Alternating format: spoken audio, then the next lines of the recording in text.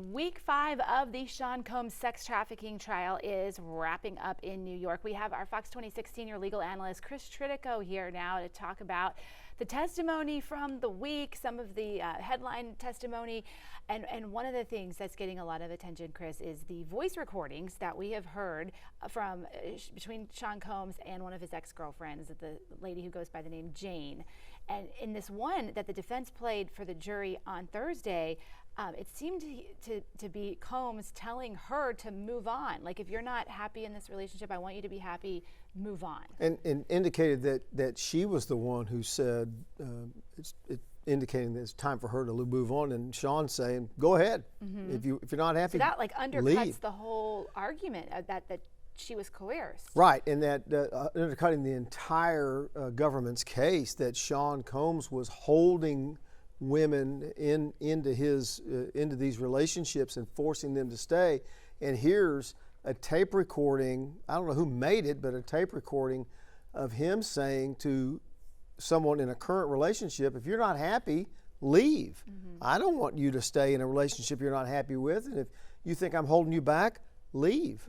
Now, when it comes to Jane's testimony, by the way, it was a marathon, 6 days. 6 days on the stand is a long time for anybody. Yes. So she said that she loved Combs. She said she was jealous of other women who got to spend, more quality time with him. But she also said that she regrets what she did for him. So does her testimony help both sides? It seems to have. That the government clearly got a lot of good information out of her. That segment of that tape gave the defense, I don't know what else they got out of 6 days, clearly something, but that one segment of that tape gave them a mountain of evidence that they were looking for.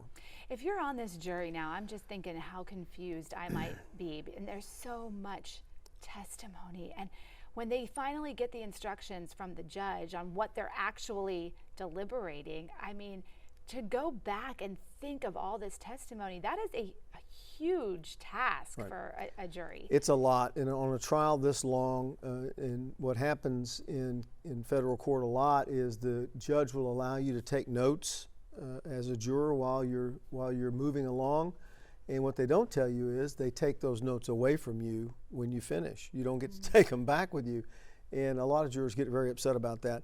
I've taken these notes all along, now I can't have them.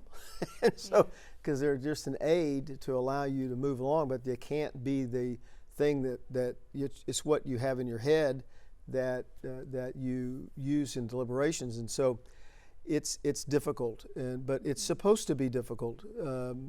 It's the hardest thing we do as a citizen is sit in judgment of another human being. And we don't do this because it's easy. We do it because the Constitution requires it, and it should not be an easy task.